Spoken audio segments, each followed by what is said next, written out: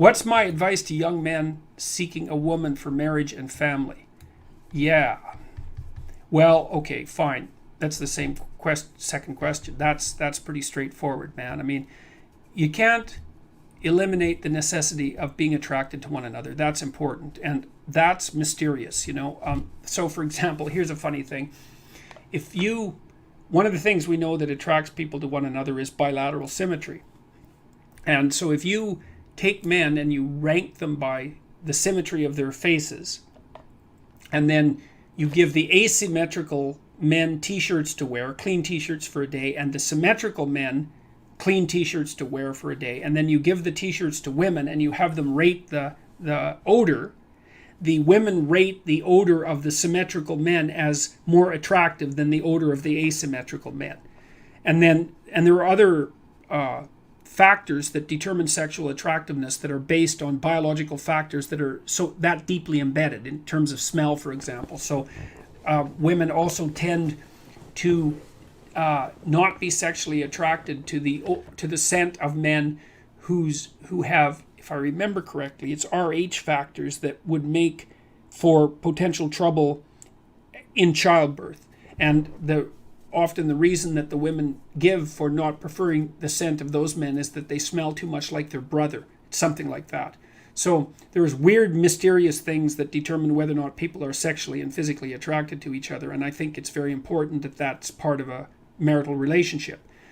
The next most important thing is trust, man. It's like there's no marriage that's successful without trust. You've got to tell each other the truth.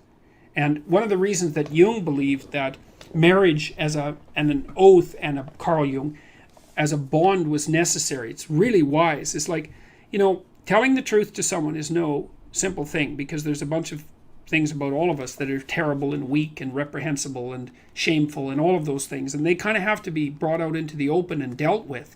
And you're not going to tell the truth about yourself to someone who can run away screaming when you reveal who you are. And so the marriage bond is something like, okay, here's the deal. I'm going to handcuff myself to you, and you're going to handcuff yourself to me. And then we're going to tell each other the truth, and neither of us are going to get to run away. And so once we know the truth, then we're either going to live together in mutual torment, or we're going to try to deal with that truth and straighten ourselves out jointly. And that's going to make us more powerful and more resilient and deeper and wiser as we progress together through life. And I think that's absolutely brilliant, because if you leave a back door open, man, you're going to use it, that's for sure. And the oath is there, and this was Jung's commentary on the spiritualization of the human pair bond by Christian marriage, for example, which emphasized the what would you call it, the subordination of both members of the marital union to a higher order personality that was embodied in the figure of the logos. So the idea is that in the Christian marriage, for example, the man isn't the boss and the woman isn't the boss. The boss is the mutual personality composed by the seeking of truth in both of them, and that's conceptualized as their joint subjugation to the logos. And that is absolutely dead on, man. It's like the ruler of your marital life should be your vow to tell each other the truth.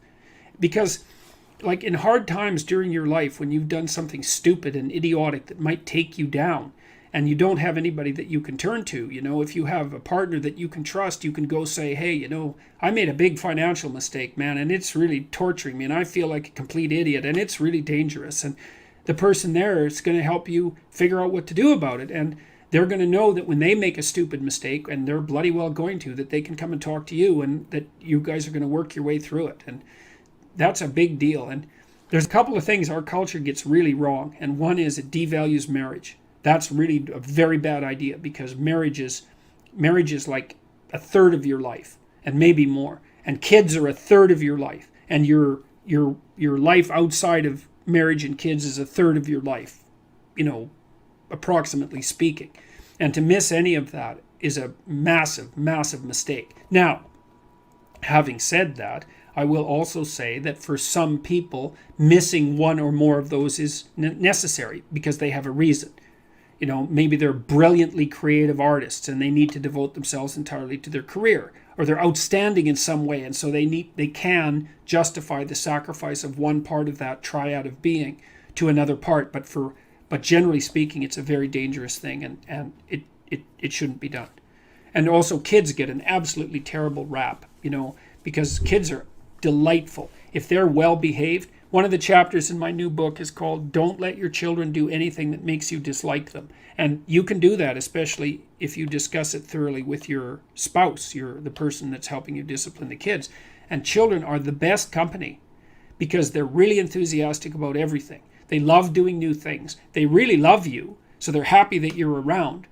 All you have to do is make sure they're not too hot and they're not too cold and they've had something to eat and they're not too tired, and you don't expect them to stay engaged in something for longer than they can manage. Because we used to take our kids when they were little out to restaurants, for example, and they could sit there no problem and behave really nicely when they were 2 and 3, but they couldn't do it for more than about 45 minutes. You can't push your luck. But I also noticed with little kids is that they got antsy and unreasonable about 5 to 10 minutes before the adults did too. It's just the adults were too stupid to notice. The kids would notice right away.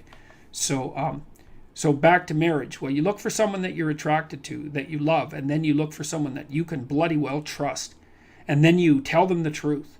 And that way maybe you can get through life and you can have someone to weave the rope of your being with and together to make your joint rope stronger, and you can have some continuity in your narrative, and you can have children, and then you can have grandchildren, and like you can have a life, man. And there's nothing, you're so fortunate if you can manage that. And so there's that one.